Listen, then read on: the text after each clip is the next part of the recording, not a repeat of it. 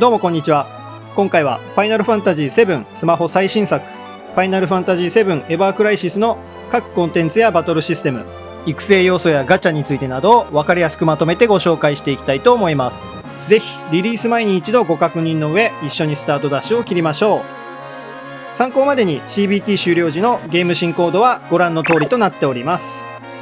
こちら全ての情報はクローズドベータテストでの情報となりますので、あらかじめご理解ください。また本動画は CBT で遊べた各要素のご紹介を全て1本にまとめてあります。そのため動画の尺が長くなっておりますので、各チャプターに飛んで気になるコンテンツをご視聴ください。それではよろしくお願いします。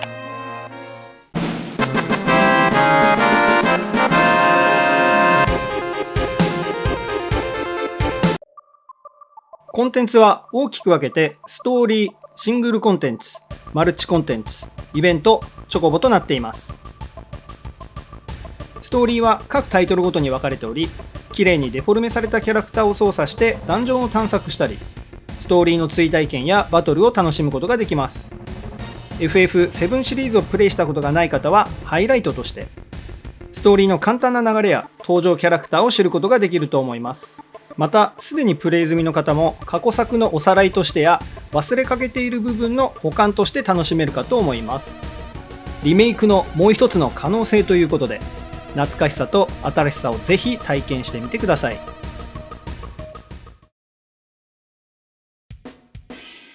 シングルコンテンツはデイリークエスト、強化クエスト、召喚獣クエスト、バトルタワ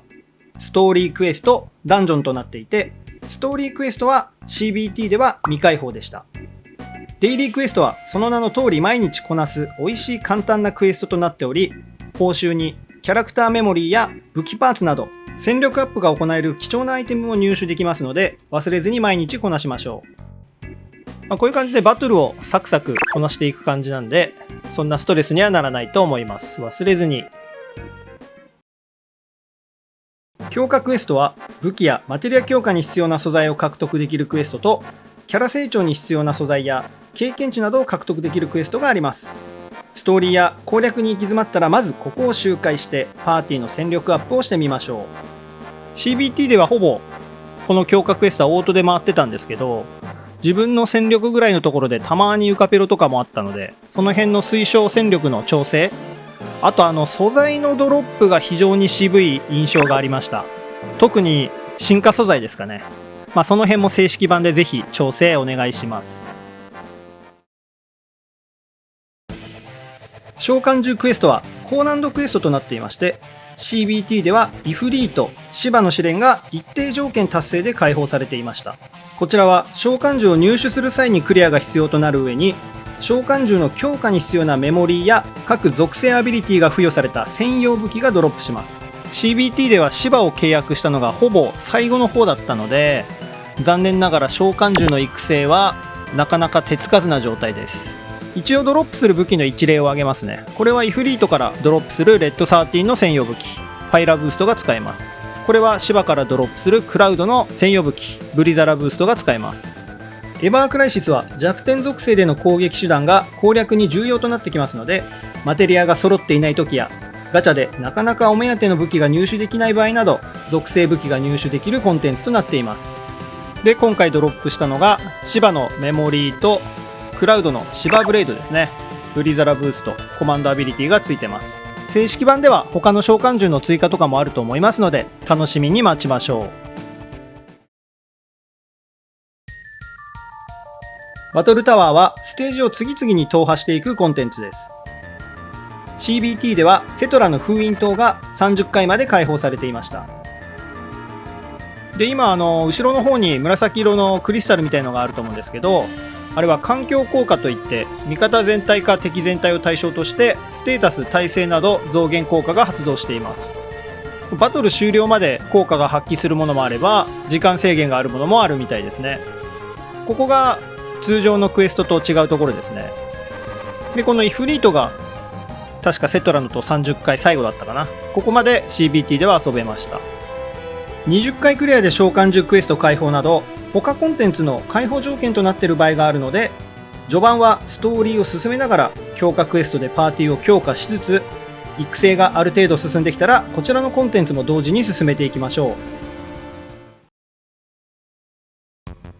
ダンジョンはアナザーダンジョンとクライシスダンジョンがあり、ストーリーを進めていくと各ダンジョンが増えていきます。アナザーダンジョンとは、ダンジョン最深部に存在するエリアボスの撃破を目指すコンテンツで、ミッションを達成してクリアすると追加報酬を獲得できる比較的簡単なダンジョンとなっています。こういった形で道中シンボルエンカウントで中ボスが何匹かいますので、そいつらを倒しつつ最深部を目指すと。で、道中拾ったアイテムはこういった形でいつでも使用可能ですね。バフをかけたり回復したりと、万全な状態で最深部のボスに挑みましょう。この入手したアイテムはこのダンジョンが終わった後は持ち越しできないので、もう全部使い切っちゃって OK です。で、ここの主ブルードラゴンですね、こいつを倒すとクリアとなります。アナザーダンジョンは序盤から積極的にどんどん挑んでみて OK な難易度だと思います。一方、クライシスダンジョンは専用のダンジョンキーを消費して挑む高難度のダンジョンとなっています。ダンジョン内に存在する敵を倒しつつ最深部のボスを撃破し、クリア時により高いスコアを目指すコンテンツです。スコアは報酬に影響し、ダンジョンクリア時の合計スコアに応じてランクが決定。初回達成報酬と達成報酬がもらえます。基本的に先ほどのアナザーダンジョンと同じ感じで進めていくんですが、ラパイナ海岸のクライシスダンジョンに来ています。先ほどのアナザーと同じマップにはなってると思うんですが、敵がまず格段に推奨戦力が上がってます。サハギンプリンスレベル38、こいつらを中ボスを倒していくんですが、この倒した後にクライシスレベルというものが上がっていますね。これは敵の戦力と思ってもらっていいです。倒せば倒すほど敵の戦力がどんどん上がっていく、これがクライシスダンジョンですね。ただこちらもこのトランスアビリティを取得できるので、今回は炎属性威力、こちらを取得しました。こんな感じで中ボスを倒しつつ、敵もどんどん強くなりつつ最深部まで来ます。で、アイテムで回復させてるんですけど、この残りアイテムの数とか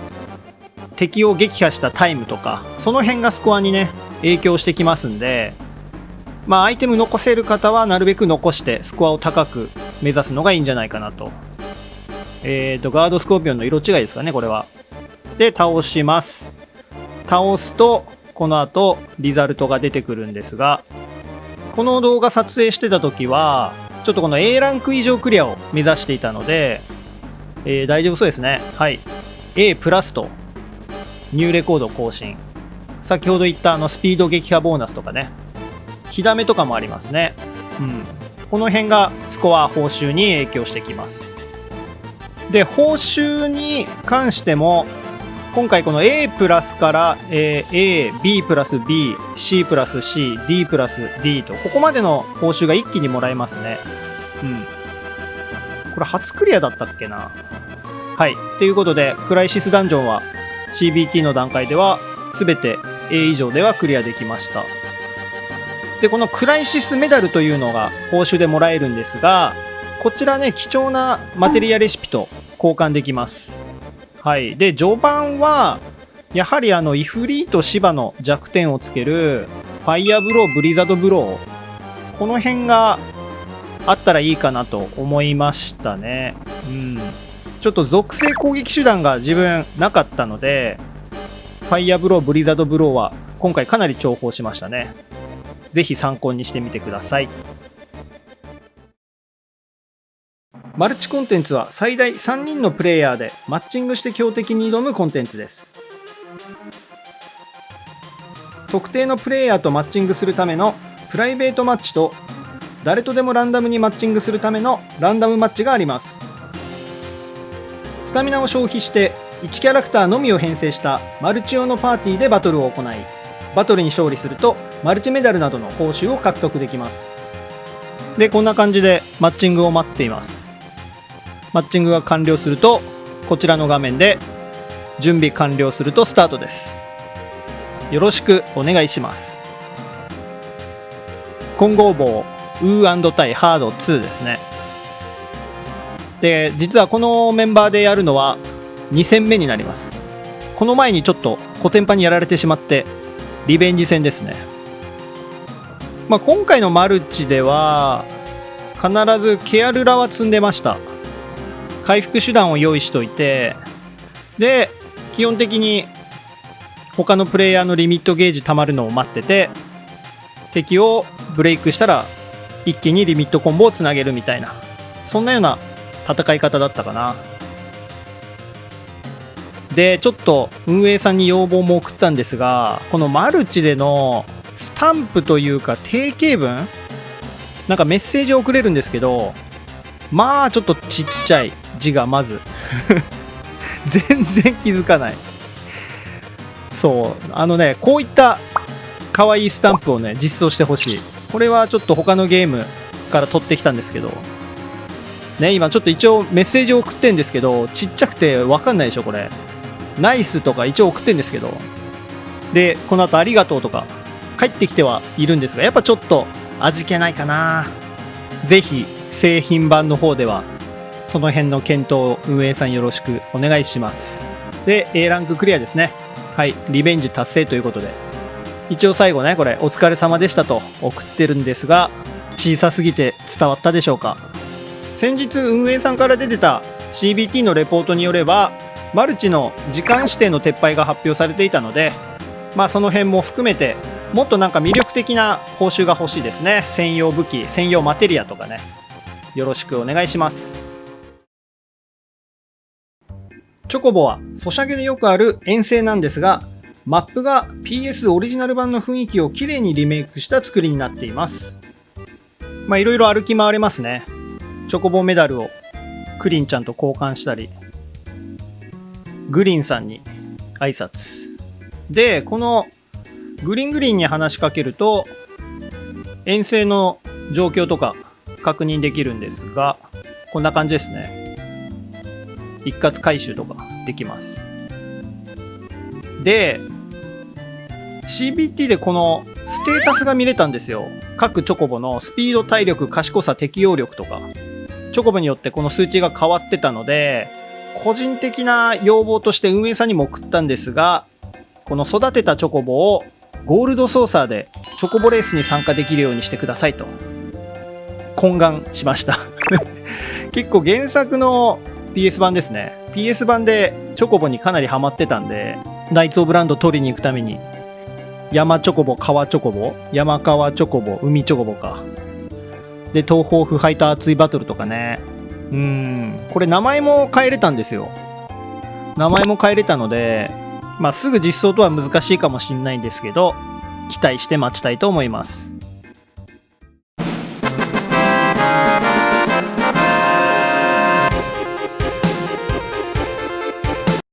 バトルについてです。 FF といえば ATB。 そう、今回はアクティブタイムバトルが採用されています。キャラクターは一定時間ごとに自動で敵に武器攻撃を行い、溜まっていく ATB ゲージを消費してセットしているコマンドアビリティを使用していきます。コマンドアビリティは装備しているメイン武器やアビリティ武器、マテリアによってセットされます。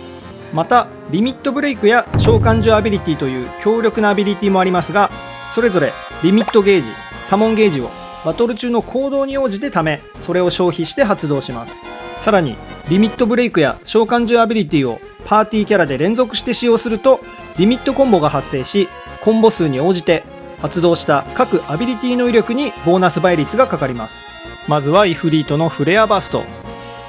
イフリートといえば地獄の火炎だと思うんですけど、まだちょっと召喚獣の育成が進んでなくて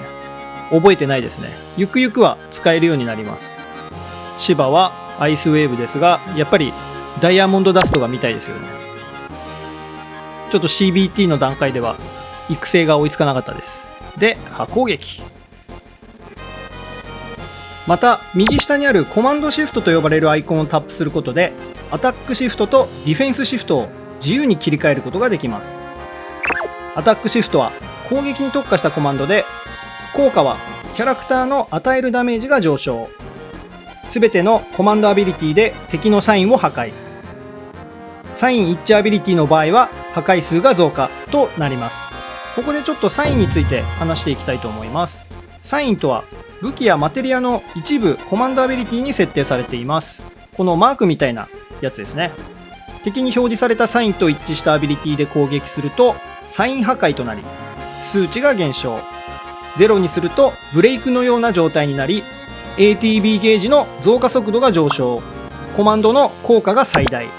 敵が行動不能となるのでパーティーの立て直しや一気にダメージを叩き込んだりできます。このサインが出てくるときはだいたい敵が強力な攻撃をしてくる前兆として表示されることが多いので、サインが一致したコマンドアビリティでなるべく早く敵のサインを破壊し戦闘を有利に進めましょう。ディフェンスシフトは敵への対応に特化したコマンドで、効果はキャラクターの受けるダメージが減少、キャラクターの治癒力が上昇、仲間の行動も防御や回復重視になります。ではちょっとイフリート戦でディフェンスシフトを確認していきたいかなと思います。今イフリートが地獄の火炎を構えておりますね。一番上のゲージが右の方に移動してると思うんですけど、あれが一番右に到達すると必殺技の地獄の火炎を使ってきます。かなり火ダメが痛いので、なるべく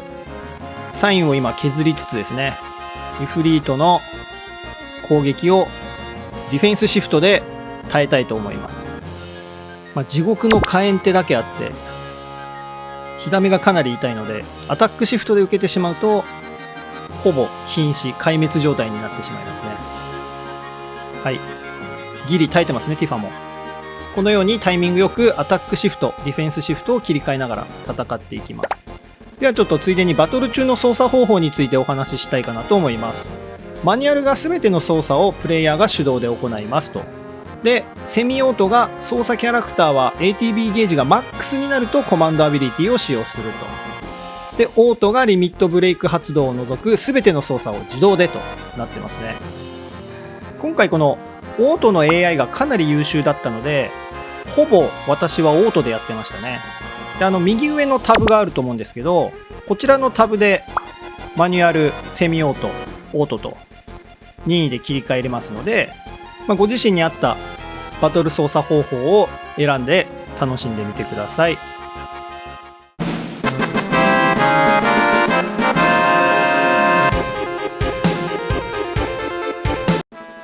編成についてです。シングルコンテンツでは3人パーティー、マルチコンテンツではマルチ用の1人パーティーを編成できます。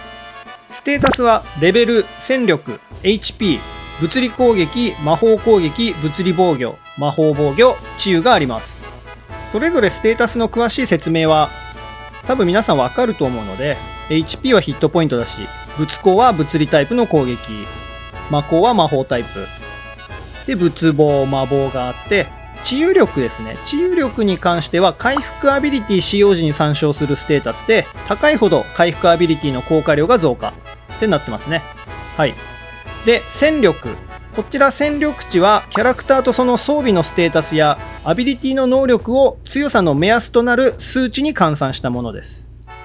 総戦力はパーティーに編成中のキャラクター全員の戦力を合計した値で、バトルに挑戦するための指標となります。装備はウェア、メイン武器、アビリティ武器で、タブにあるのがサブ武器で、マテリア、その横にあるのがサポートマテリアで、一番上にあるリミットブレイク王は召喚獣アビリティがあります。ウェアはキャラクターの衣装で設定すると、キャラの見た目とウェアの持つライズアビリティポイントが反映されます。一応ここにライズアビリティについて表記してますが、バトル中持続的に効果を発揮するアビリティです。キャラクターの装備に含まれる同じ効果のライズアビリティのポイント合計によってライズアビリティレベルが決まり、レベルに応じた効果量を得られるとなってますね。この右側の黄色い枠の部分ですね。ライズアビリティ、物理攻撃力アップレベル4で合計33ポイント。雷属性威力アップがレベル3で合計24ポイントと。このポイント数に応じてレベルが上がっていく感じです。このライズアビリティポイントを意識して編成していくと、キャラの戦力アップにつながっていくかなと思います。メイン武器はバトル中にキャラの装備として見た目表示される武器です。キャラに対して武器ステータスが反映、コマンドアビリティをバトルで使用可能、ライズアビリティが反映され、キャラが装備しているマテリアに対してサポートアビリティが発動します。アビリティ武器はキャラに対して武器ステータスの 50% が反映、コマンドアビリティをバトルで使用可能、ライズアビリティのポイントが 50% 分反映されます。メイン武器と違うところは、ステータスに関してもライズアビリティポイントに関しても半分ですね、 50% だけ反映されるってことを覚えておきましょう。サブ武器も装備することでキャラに対して武器ステータスが 50% 反映、ライズアビリティのポイントが 50% 分反映されます。こちらはちょっとメイン武器とアビリティ武器と異なるところが、武器種を問わず他キャラの武器を装備することが可能というところですね。なので使っていないキャラクターの武器もこちらに装備してステータスの底上げなどを行えるので、無駄にはならないのかなと思います。リミットブレイクはバトル中リミットゲージが溜まることで発動できるキャラ固有の必殺技です。キャラが使用可能なリミットブレイクを1つ選んで装備することでバトル中に使用することができます。こんな感じで3人つなげるとリミットコンボ倍率が 1.25 倍かな。癒しの風、回復量アップ、サマーソルトは威力がアップ、強斬りも威力がアップとなります。またリミットブレイクの代わりに召喚獣アビリティを装備することが可能です。バトル中にサモンゲージを貯めることで発動できます。召喚獣の注意点としては、一つのパーティー編成内で複数キャラに同一召喚獣を重複して装備することはできません。なので1人イフリート装備してたらもう他のキャラはイフリートは装備できません。リミットブレイクと同じ扱いですね。必殺技扱いなので、ちょっとね、召喚獣は召喚獣別枠があったら嬉しいなと思ったんですけど、リミットブレイクと同じ枠を使います。では編成の最後にサポートマテリアについてお話ししたいと思います。自分も最初プレイしてて分かりづらかった部分なのですが、一応サポートマテリアとは武器ごとに3つセットされている取り外し不可のマテリア、武器強化を行って条件を達成することで順次解放されるとなっています。で、サポートマテリアの持つサポートアビリティは、サポートマテリアの対に装備したマテリアに対して効果を与える。マテリアの組み合わせ次第では S アビリティの効果が発揮されないこともある。で、一番左のオレンジ色の枠のサポートアビリティ3つと右側のサポートマテリア3つはリンクしているんですが、現在一番下のサポートマテリア、サポートアビリティが発動されていない状態ですね。これはなぜかというと、対に装備されたマテリアが現在回復アビリティのケアルラが装備されているからですね。このサポートアビリティの内容が物理アビリティ威力プラス 20% なので、このサポートマテリアを発動させるには、今回ちょっとルインブローに変更しましたけど、このように物理アビリティをしっかり装備しないとサポートアビリティは発動されないと。ちょっとこの辺が分かりづらいんですけどね。先ほど言った通りメイン武器のみのサポートアビリティが発動しますので、その辺はご注意ください。また武器によってサポートアビリティの内容も様々ですので、いろいろなキャラのいろいろなサポートアビリティをぜひ確認してみてください。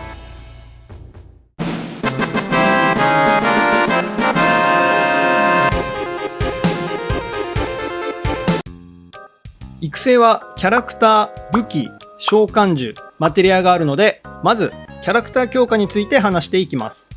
キャラクターの強化は2通りあり、1つ目がキャラのレベルアップをすることで全ステータスが上昇します。2つ目が専用アイテムを消費してステータスストリームと呼ばれるボードのマスを開放していくことで、ステータス強化やリミットブレイク強化、新たなリミットブレイクの取得などが行えます。こちらはエアリスのステータスストリームのボードになります。こんな感じで HP アップとか行えます。で、キャラ変更してクラウドに移動してみましょう。今回ちょっと波攻撃を解放したいかなと。リミットブレイクの解放。いろいろミッションをね、達成しないと解放できないんですが、今回、アイテムの納品だったり、メモリーですね。このメモリーを消費してステータスボードを解放していくんですが、これで全てのミッション達成ということで、波攻撃を取得したいかなと。波攻撃は全体攻撃ですね。はい。これで波攻撃が使えるようになります。ちょっと CBT ではこのステータスストリームの振り直しっていうのができなかったので、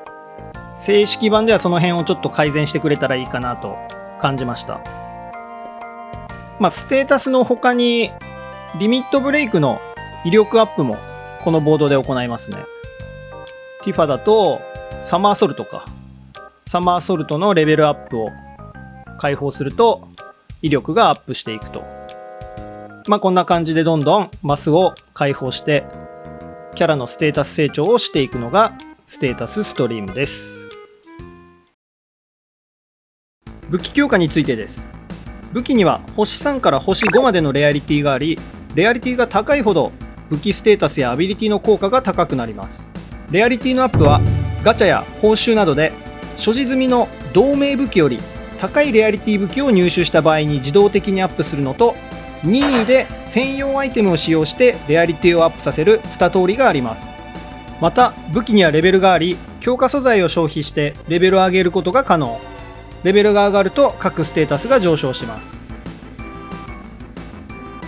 レベルが上限に達した武器は専用アイテムを使用することでレベル上限を解放でき、さらなるレベルアップ強化が可能となります。また星5の武器は武器ごとの武器固有パーツを使用することで限界突破を行えます。限界突破段階に応じてコマンドアビリティやライズアビリティの強化、武器ステータスの上昇などのメリットがあります。これは雷属性物理ダメージが400から 480% にアップしてます。でティファのソニックフィストも見ていきましょう。この武器固有パーツは200で1回限界突破できます。でステータスが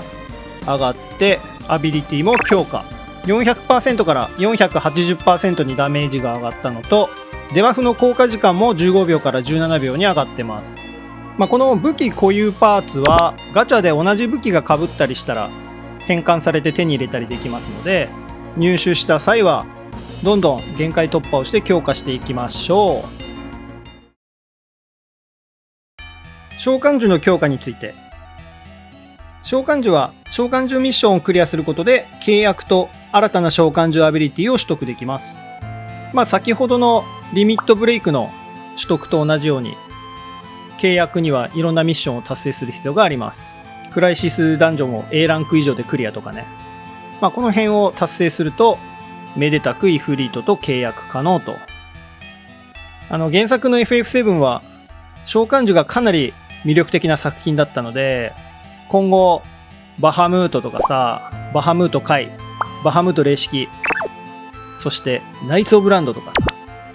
あの辺も使用可能になっていくのかなと考えるとワクワクしますよね。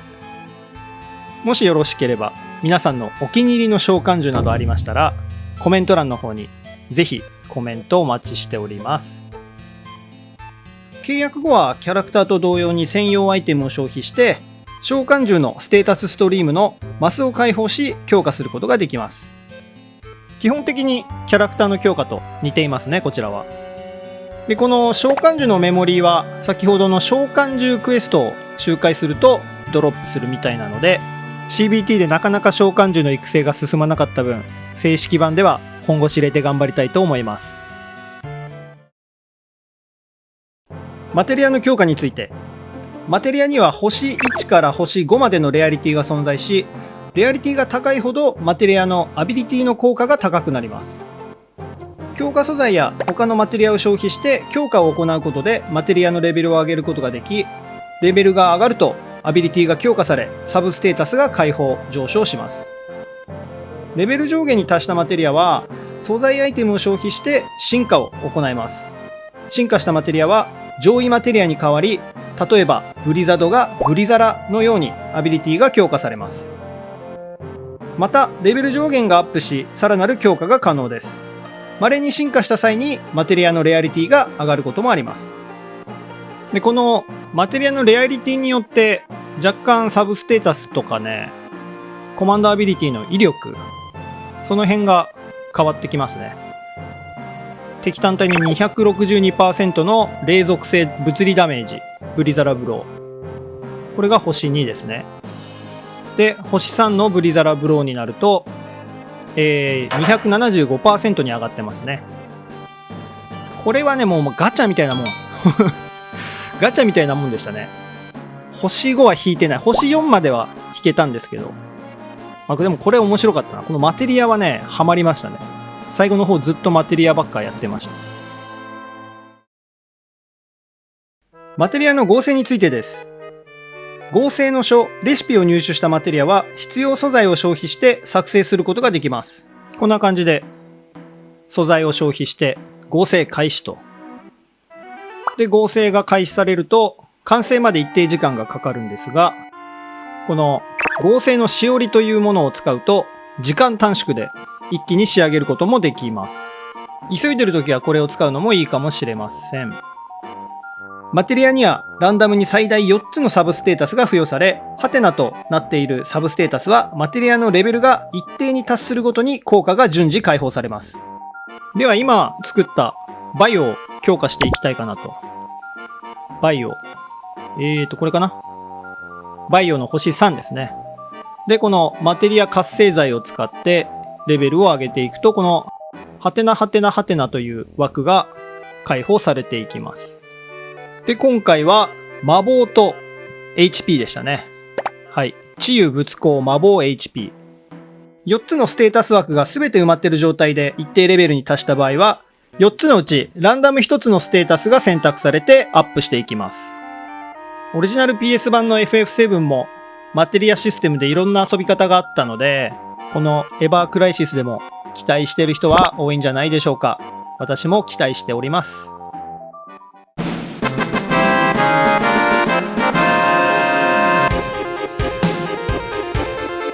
ガチャについてです。エバークライシスは武器ガチャとなります。クローズドベータテストではスペシャル、スタンプ、チケットの3種類のガチャがありました。提供割合は星5が 7.5%、星4が 22.5%、星3が 70% となってます。とりあえず一旦10連ガチャを引いてみましょう。今回はクラウドのバトルウェアがピックアップされているスタンプガチャを引いていきます。1回3000石ですね。で、スタンプがお刺さります。今回は2つ。ちょっとスタンプについては後ほど説明を入れたいと思いますのでお待ちください。ここからがガチャ演出になります。まず闘技場みたいなところでクラウドがのこのこ歩いてきました。で、上を見上げると鉄巨人が登場してきます。鉄巨人とのバトルがガチャ演出になってますね。で、タップするとバトルが開始されます。熱い演出とかも後ほど解説しますので、まずはご覧ください。鉄巨人の攻撃をかわしてクラウドが反撃。強切りでクリティカル9999で、ここから入手画面ですね。はい。黄色が星5です。紫が星4、青が星3となってます。タップするとこんな感じで、このね、画面からの昇格っていうのはクローズドベータテストでは確認はできなかったんですよね。もし CBT やっててこの画面からの昇格演出があった方はぜひコメント欄でお知らせください。ちょっと自分はね、その演出は見れなかったですね。で、全武器星3から星5までありますので、この村雨も星3もあれば星4、星5とありますね。紫は星4ですね。星4のハードコアスクワッド。これも星4。ツバイハンダー。ザックスの武器ですね。で、星5。角刈りがやってまいりました。シルエットでこれはわかる。バレット選手。星5マイクロレーザー。ありがとうございます。で、これはティファさんですね。はい。美しいな。ソニックフィスト。星5。で、これは星3ですね。7期ゴールドカラーで、最後これはツンツンでしょう。ツンツンのクラウドくん、クラウドの村雨星5。この村雨も被りなので、被った武器はこのように自動的に武器固有パーツに変換されます。星5武器が被ると一気に1回の限界突破分の200が固有パーツに変換されますね。で、所持済みの同盟武器より高いレアリティが出た場合も、この画面で自動的に高レアリティにレアリティがアップします。ではちょっとガチャの演出についてお話ししていきたいかなと思います。まずはじめにクラウド登場時の衣装ですね。こちらが通常の衣装なのか違う衣装なのかと。見ての通り右側のクラウドの衣装が村雨の衣装に変わってますね。こちらの方が若干期待度が高いと。で、次が鉄巨人が登場した時のオーラをまとってる時があるんですが、右側ですね。この紫色のオーラがまとってる時が期待度がまた上がりますよと。で、3つ目が今度鉄巨人が攻撃してくるんですが、その攻撃をクラウドが受け止めるのか避けるのか弾くのかと。この3つで、弾くが一番期待度が高いのかな。で、その次避ける。で、受け止めるが一番期待度が低いのかなと。次、クラウドの攻撃ですね。鉄巨人の攻撃を受けるか避けるか弾いた後のクラウドの攻撃がブレイバーなのか強斬りなのかと。ここでまた期待度が変わってきます。強斬りの方がちょっと熱いですね。で、最後になりますが、鉄巨人へのダメージ量。まず左上が5200。で、右に行ってクリティカルが入って9999。で、下のフィーバー77777と。こちらが今回唯一星5確定演出でしたね。他の演出いろいろあったと思うんですけど、クラウドの衣装が村雨とかね。その辺も星5確定ではなかったので、期待度は上がるけども、おそらく星4以上とか、そんな感じなのかなと思います。以上、ガチャ演出でした。